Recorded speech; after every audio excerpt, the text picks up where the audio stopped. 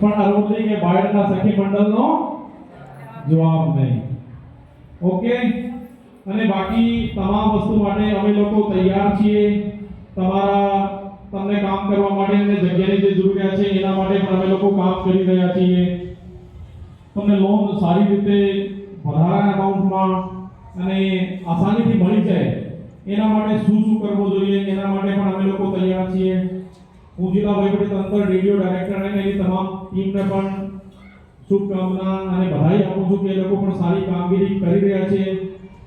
RF સારું છે, અહીંયા પણ સીઆઈએફમાં અરવલ્લી અન્ય જિલ્લાઓની સરખામણીમાં થોડુંક પાછળ છે, તો મને પણ વિશ્વાસ છે કે આ રેડિયો અને ડાયરેક્ટરની ટીમ કરી લેશે. કેશ ક્રેડિટમાં પણ જેટલું ટાર્ગેટ અરવલ્લીના અમે લોકો આપ્યો હતો એની સરખામણીમાં અંદાજિત 60%નો ટાર્ગેટ પૂરું થયો છે. તો બાકી 40%નો ટાર્ગેટ પણ આગામી 2 મહિનામાં જ્યારે માર્ચમાં આ વર્ષ પૂરું થશે ત્યારે પૂરું થઈ જશે.